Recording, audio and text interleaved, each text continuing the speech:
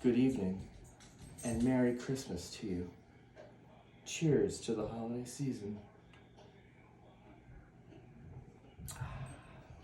I'd like to share one of my favorite holiday books with you, Die Hard Christmas.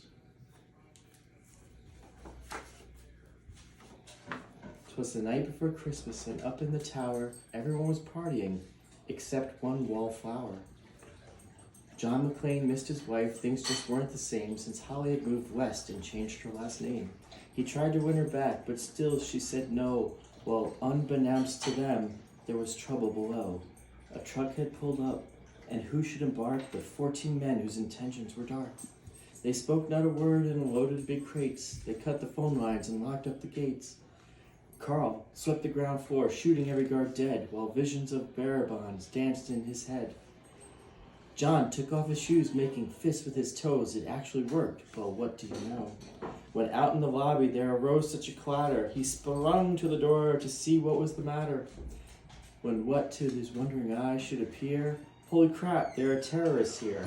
John hid under a table where no one could see and watched Hans question Mr. Takagi. I'm going to count to 3. There will not be a 4. Give me the codes to open the vault door. I don't know the codes, so go ahead and shoot. Okay, said Hans Gruber, and ruined Takagi's suit. John tried to call the cops by pulling an alarm, but instead called the bad guys who tried to cause him harm. But John killed Tony, who had very small feet, and sent him to the terrace as a Yuletide treat. He put a Santa hat on the German, and eyes all aglow wrote, "Now I have a machine gun, ho ho ho."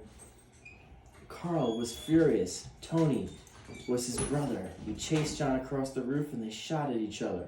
John was able to escape through the ventilation shafts.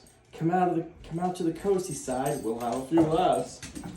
At Nakatomi Tower, Sergeant Powell appeared. He checked the whole lobby and saw nothing weird. He was pulling away but didn't get far before Marco landed on the hood of his car.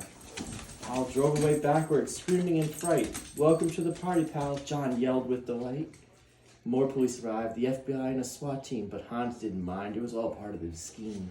More rapid than eagles, his henchmen they came, and he radioed and shouted and called them by name. Now Eddie, now James, now Franco, now Uli. On Fritz, and on Carl, hair long and unruly. They shot the SWAT tank with a surface-to-air missile and knocked it away like the down of a thistle. Now John McClane was angry indeed. He whooped 2 terrorists and called them jerkweed. Ellis told Hans, "Bubby, I'm your white knight." Hans shot him dead, give the hostages a fright. Hans went to go check on the explosives used and saw that poor John wasn't wearing any shoes.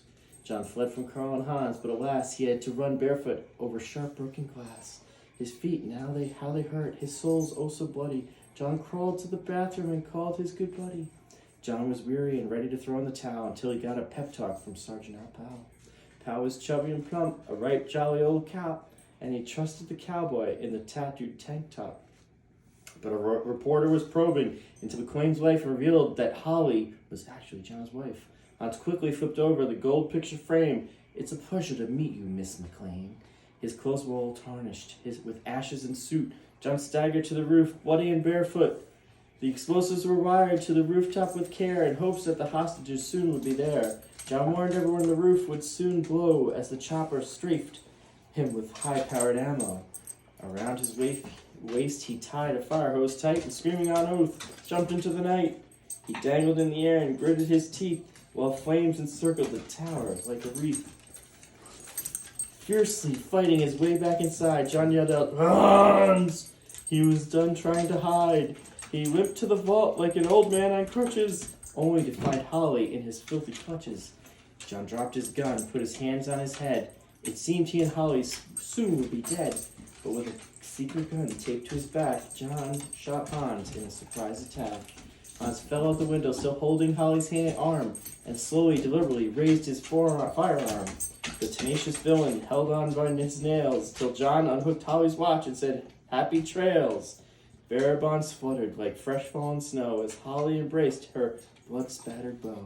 So Merry Christmas to all, be kind to one another, and most of all, yippee-ki-yay, motherfucker. Merry Christmas and Happy New Year, and good night to all.